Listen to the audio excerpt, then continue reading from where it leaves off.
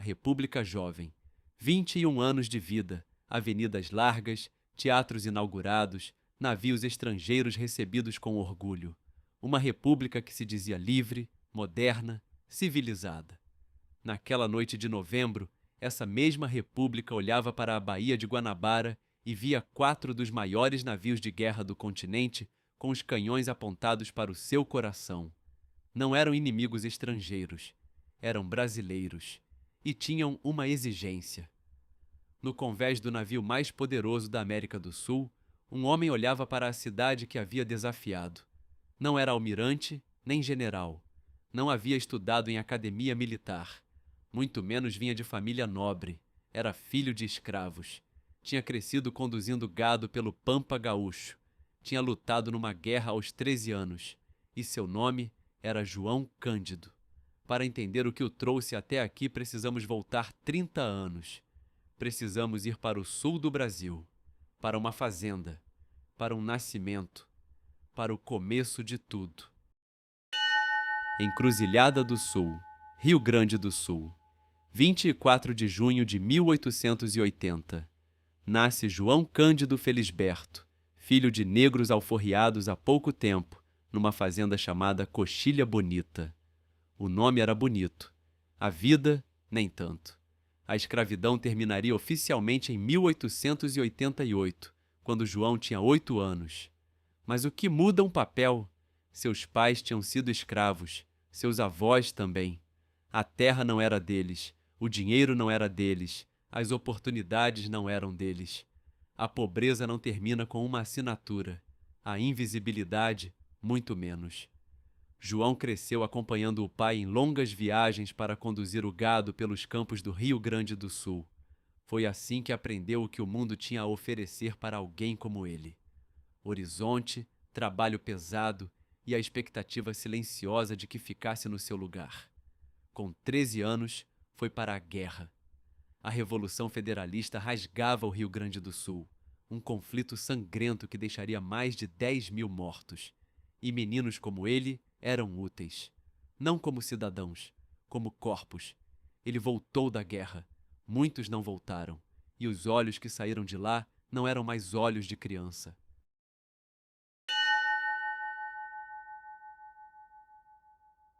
Em 1894, com 14 anos, João Cândido entrou para a Marinha. Mas isso não era bem uma escolha. A Marinha brasileira funcionava como um depósito, um lugar para jogar os filhos da miséria, os negros libertos, os órfãos, os que as cidades não sabiam o que fazer. Eram recrutados à força nas ruas, nas praças, nas favelas. Chegavam sem entender por que estavam ali. Quem entrava forçado cumpria 12 anos, voluntários, 9. Poucos tinham real escolha. 90% dos marinheiros eram negros ou mestiços. Operavam os navios mais modernos do país. Aprendiam mecânica, navegação, artilharia.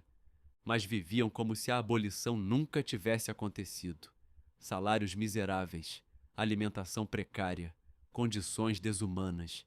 E, para manter a disciplina, a chibata. Um chicote de couro, aplicado por qualquer coisa. Desobediência, atraso, um olhar errado para um oficial. O número de golpes era decidido pelo comandante, na hora, sem processo, sem defesa. 25 era o padrão, mas nada impedia que fossem 100 ou 200, e era feito na frente de todos, para que todos vissem, para que todos soubessem. E sabe o pior? Era tudo ilegal. Em 1889, o próprio presidente Deodoro da Fonseca havia assinado um decreto abolindo os castigos físicos na Marinha. Estava na lei. Mas nos navios, nada mudou. Os oficiais simplesmente ignoraram. Num contingente de 90% de negros, o Estado brasileiro havia recriado a escravidão com outra farda. Dentro desse sistema, João Cândido foi crescendo. E era diferente. Aprendia rápido, com uma facilidade que surpreendia a todos. Entendia de navegação, de mecânica, de tudo que envolvia aqueles navios. Era tão competente que chegou a dar aulas para oficiais com menos experiência do que ele. Foi promovido, elogiado, respeitado, até certo ponto, porque o sistema tinha um teto muito claro. Por mais talentoso que fosse, por mais que os oficiais dependessem do seu conhecimento, João Cândido continuava sendo um marinheiro negro numa estrutura criada para mantê-lo no fundo. E ele não aceitou isso em silêncio. Tentou pelas vias pacíficas. Foi pessoalmente ao gabinete do presidente Nilo Peçanha apresentar as reivindicações dos marinheiros. Não foi levado a sério. A resposta foi silêncio.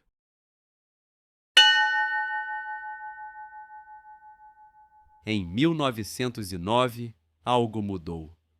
O governo brasileiro havia encomendado à Inglaterra os navios mais modernos que o país já teria, entre eles o Minas Gerais, o encouraçado mais poderoso da América do Sul.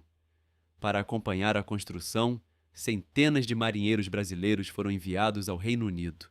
João Cândido foi um deles, e o que viu naquele país transformou tudo. Na Inglaterra, os marinheiros eram tratados de forma diferente, tinham direitos, tinham representação. E, mais importante, João Cândido ouviu pela primeira vez a história do motim do Potemkin. 1905, Rússia. Marinheiros que haviam se recusado a obedecer, que haviam tomado o controle do navio. Uma revolta que sacudiu o czar e inspirou o mundo. A semente foi plantada. Quando voltou ao Brasil, João Cândido sabia que era possível e começou a organizar. Em novembro de 1910, o Marechal Hermes da Fonseca acabara de tomar posse como presidente. A eleição havia sido tensa, o candidato Rui. Barbosa fizera uma campanha vigorosa, levantando esperanças de reforma. O país fervia de expectativa. Os marinheiros haviam planejado agir em 25 de novembro. Tudo estava organizado, mas a Marinha antecipou a história.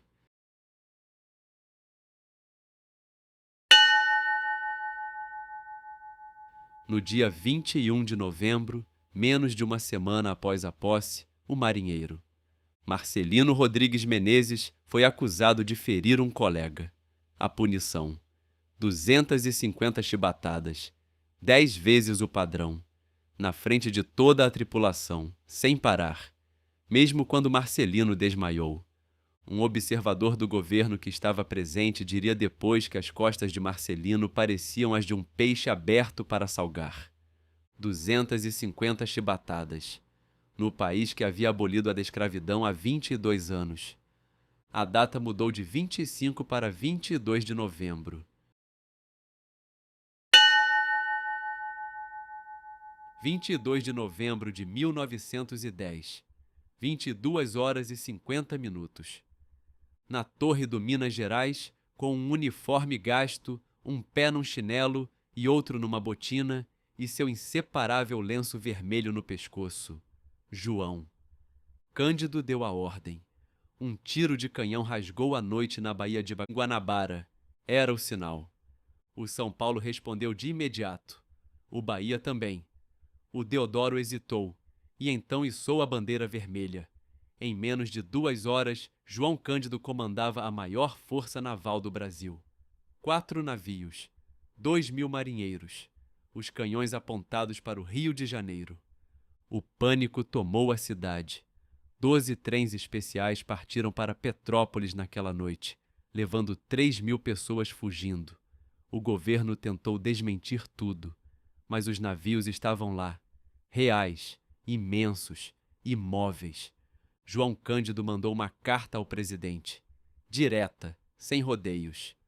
Nós, marinheiros, cidadãos brasileiros e republicanos, não podemos mais suportar a escravidão na Marinha Brasileira.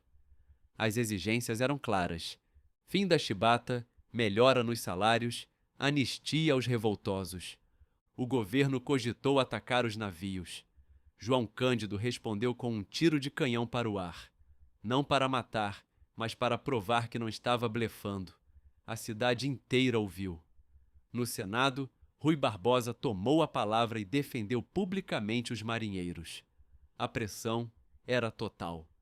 No dia 26 de novembro, 4 dias após o início da revolta, o presidente cedeu. O Congresso aprovou o fim dos castigos físicos e a anistia completa. João Cândido havia vencido. A imprensa o chamou de Almirante Negro. O povo foi às ruas. Parecia o fim de uma longa noite. Não era.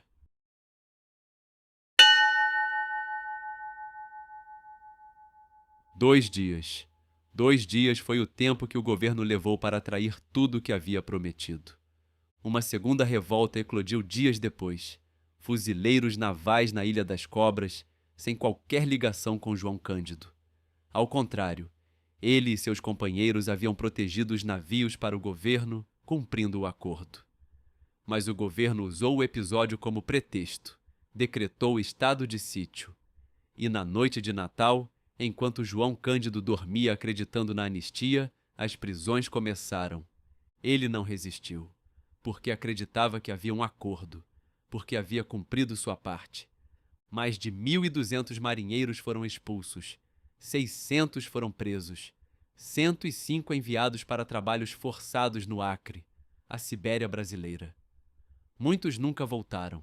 João Cândido foi jogado numa cela na Ilha das Cobras com outros 17 homens. A cela era pequena demais para um, impossível para 18. Então, jogaram cal virgem dentro e fecharam a porta. Em 3 dias, de 18, restavam 2. João Cândido era um deles. O governo o declarou louco. Em abril de 1911, foi internado no Hospício Nacional de Alienados. Os médicos que o examinaram disseram que estava perfeitamente são. Não importou. Em dezembro de 1912, um tribunal militar o absolveu de todos os crimes, mas foi expulso da Marinha de qualquer forma, sem pensão, sem reintegração, sem nada. Outros militares que haviam participado de revoltas anteriores, revoltas de brancos, de homens graduados, haviam sido reintegrados, promovidos, reabilitados. João Cândido foi para a rua com as mãos vazias. Por décadas viveu no esquecimento. Morou em condições precárias na Baixada Fluminense. Casou 3 vezes, teve 11 filhos, sustentou-se como estivador, ajudante de carga e por muitos anos como vendedor de peixe no mercado da Praça 15. O homem que havia comandado a maior força naval da América do Sul vendia peixe para sobreviver. Às vezes era reconhecido nas ruas. As pessoas paravam, olhavam e seguiam em frente. No final dos anos 1950, o jornalista Edmar Morel foi atrás dele. Pesquisou arquivos, ouviu histórias e quis devolver a João Cândido o lugar que o país havia deliberadamente negado. O livro, publicado em 1959, A Revolta da Chibata, foi o primeiro a dar nome ao movimento. Até então, o episódio não tinha sequer um nome oficial. Era como se o Brasil preferisse não lembrar. Em 1973, os compositores Aldir Blanc e João Bosco escreveram uma homenagem. Por causa da censura da ditadura, não podiam citá-lo diretamente. Então chamaram a música de O Mestre Sala dos Mares. Gravada por Elis Regina em 1974, virou um dos maiores sucessos da MPB e devolveu ao Almirante Negro uma parte da visibilidade que lhe havia sido roubada. João Cândido Felisberto morreu em 6 de dezembro de 1969, de câncer, aos 89 anos. Em 2008, quase um século depois, o governo concedeu anistia póstuma a ele e aos marinheiros da revolta. Em 2022, uma lei reconheceu oficialmente a legitimidade do movimento. Seu nome ainda aguarda inscrição no livro dos heróis da pátria. O Brasil tentou esquecer. A história não deixou. E agora, você também não vai.